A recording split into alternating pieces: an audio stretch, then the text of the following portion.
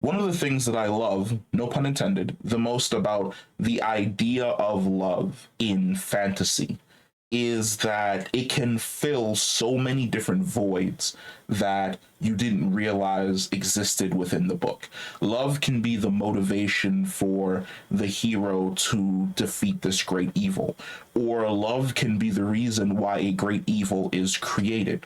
In Dune, we see love being the catalyst for this great change that essentially happens in the universe with Paul ascending to the Golden Lion throne, and then, of course, his children, specifically Leto, becoming the tyrant emperor that completely changes the way in which humanity moves forward throughout the known universe. And it's interesting in regards to Lady Jessica, how her relationship with the Bene Gesserit and her relationship with Leto Atreides completely juxtapose each other. And what I mean by that is Jessica was taken from her father, Vladimir Harkonnen, when she was an infant. Her past as a Harkonnen was hidden from her, and she was put basically into a nunnery for the Bene Gesserit to be trained to become one of them, which means that Jessica was essentially tortured. She was beaten, she was whipped, she was trained night and day in how to fight in multiple different Bene Gesserit arts. She was trained in how to seduce a man, she was trained in how to kill a man, with the intention of sending her away to basically be a concubine for Leto Atreides. And she arrives and meets Leto on Karina, and she essentially abandons those years of brainwashing that the Bene Gesserit had attempted to instill within her. Now, she didn't abandon all of them per se, but she abandoned certain ones because as a Bene Gesserit, she has the ability to not only heal her body or strengthen her body, she can also choose the type of child that she brings into a world, whether or not that child is male or whether or not that child is female.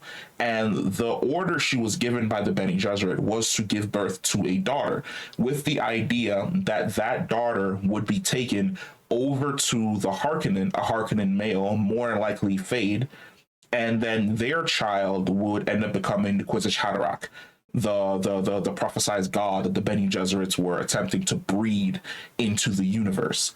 And Jessica chose her love for Leto over her mind control and fear of the Bene Gesserit. And how do we know that she was afraid of them? When the Reverend Mother arrives on the Atreides homeworld, Jessica is terrified.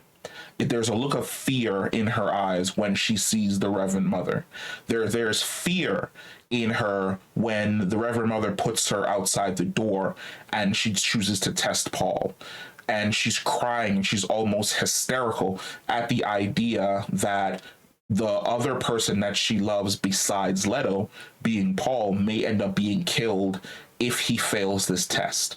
And of course, Paul passes the test, and she still gets admonished by the Reverend Mother, but she's not really terrified of dying at the hands of the Reverend Mother. She was scared that she would lose Paul, this connection, this person that she created with Leto.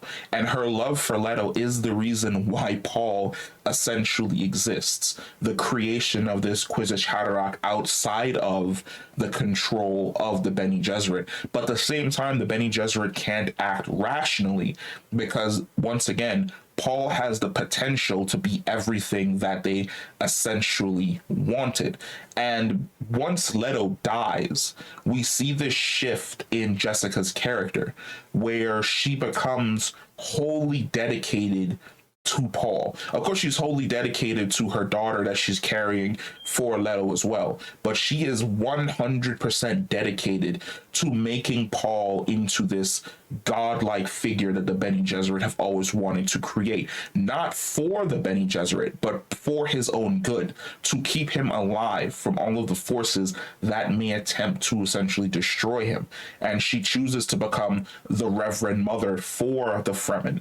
and she chooses to manipulate the Fremen and feed them more and more of Paul's godhood and the idea that he was the chosen one until they had become rabid fanatics for him.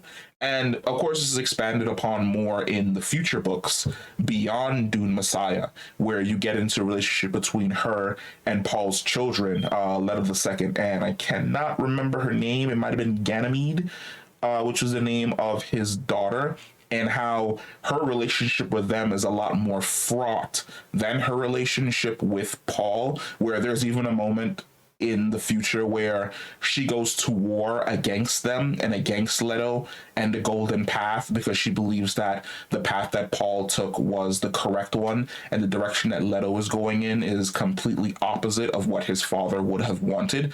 But I love when love, there's that pun again. I love when love is used to motivate certain characters in certain directions, where her love for Leto led her to betray the Bene Gesserit, led her to betray 10,000 years of eugenics to create this living god. And her love for Paul allowed her to see the Fremen as less than human and manipulate them to become this fanatical force that would scour the universe for all of Paul's essential enemies. And we see the flip side of that in regards to Paul as well, where Paul's love for his father sets him on this quest to get revenge against Vladimir Harkonnen. But then his love for Chani also causes him to make a bunch of political mistakes that leads to her death, that leads to his eventual exile, that leads to the rise of his son, and sets up the entire Dune universe for all of the spin-off books that occur after Dune Messiah. But let me know what you guys think. Like, do you think that it's tiresome seeing this trope of love constantly pop up in fantasy books? Or are you okay with love being the driving force behind certain decisions that characters make, as long as the way in which it's written is really, really good and really, really well rounded? Let me know. Comment down below, and I'll catch you in the next one. Peace.